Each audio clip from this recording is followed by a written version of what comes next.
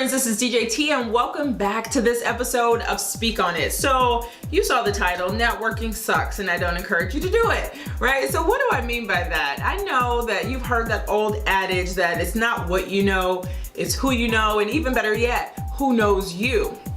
And so with that, you know, if you're talking about leadership, success, and the art of winning, you have to network. And so what I want to clarify is that having a network is critical to all of those things that we're talking about. But this concept of networking is something that I want to just kind of flip on its ear and have you to rethink. So when you think about networking, you think about going into a room full of strangers, passing out business cards, having fake, phony conversations. That doesn't make me feel excited or inspired to do it at all. And I think it gives a lot of us anxiety.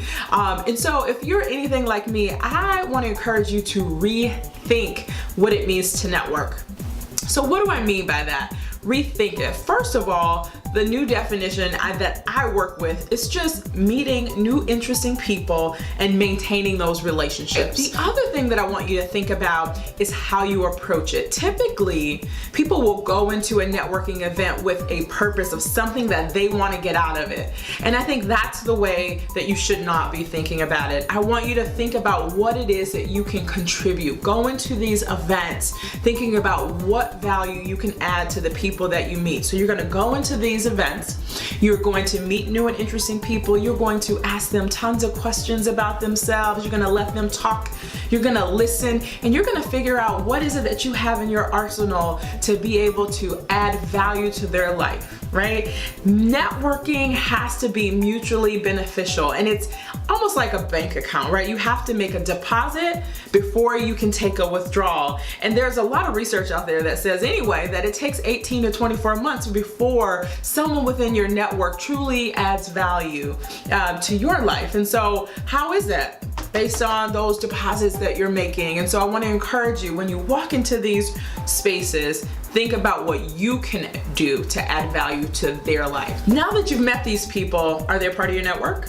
No, they're not, right? So you've met them and a lot of people do not follow up, right? And so I want to give you three suggestions for what to do once you've met some really interesting people that you want to be in your network. Suggestion number one.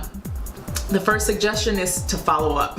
Most people will meet somebody and they never follow up. So I want you to follow up in a way that is unique and authentic to you. Either follow up fast, like 4 hours, 8 hours, 12 hours, really quickly, because most people won't. It'll be 3 days. Or follow up with a handwritten note. I cannot tell you how impressed I am when I get a handwritten note. It is a lost art, the art of writing. And so I encourage you to follow up. Definitely either follow up fast or follow up with a handwritten note in a way that differentiates you from all of the other people that they met at that particular event. The second suggestion that I have for you is to connect with them on social media. I'm not suggesting Facebook or Twitter, but a professional platform like LinkedIn, and comment on their posts. Be top of mind, be relevant. If they've posted something, make sure that you're commenting on it and referring back to the interaction that you had with them. The third suggestion that I have for you is to really think about an article, a blog post, something. If you see something that you think that person would be interested in, shoot it over to them. Let them know, I saw this article and I was thinking about you. Simple as that. It shows again that you are interested in adding value to their life. And so if you do those things, follow up fast, connect with them in a social media kind of a platform, but a professional one, and then continue to pour into their lives by sharing articles or books or websites that you think would be of value to them.